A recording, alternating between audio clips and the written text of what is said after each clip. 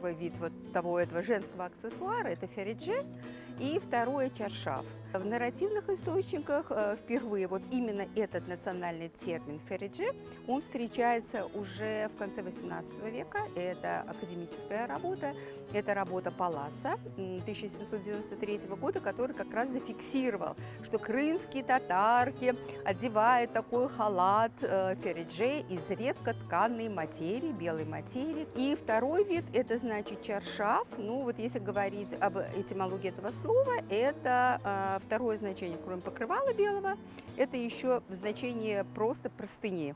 То есть это было, если то была сшитая одежда, причем с рукавами, сшитая одежда, то это было просто белый большой плат, который женщины накидывали на голову и просто в него, скажем, закутывались.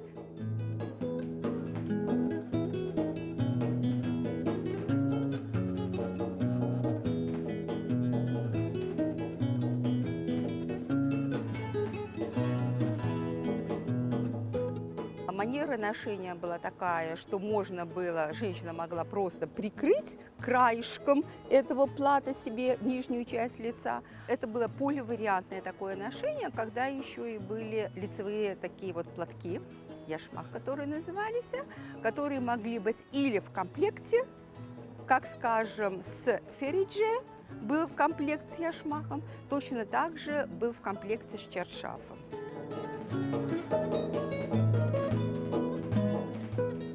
Но я должна сказать, что если чаршаф – это, скажем так, примитивное, просто кусок ткани, причем он и размерами, да, и формой своей напоминает вот эту простыню. И это многие об этом говорят. Из авторов, из очевидцев, которые об этом писали.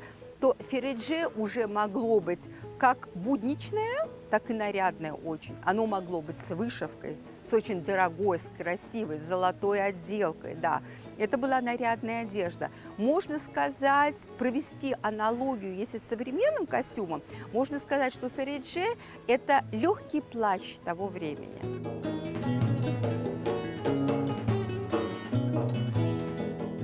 Девочка до 7 лет, она могла ходить без головного какого-то убора или с платочком. В 7 лет уже точно девочки повязывали платочек. В 14 лет она уже должна была носить покрывало. Это был период взросления.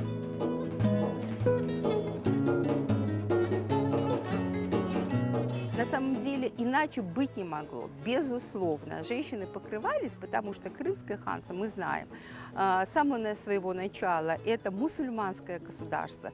Безусловно, в мусульманском государстве придерживаются только норм шариата, иначе и быть не могло.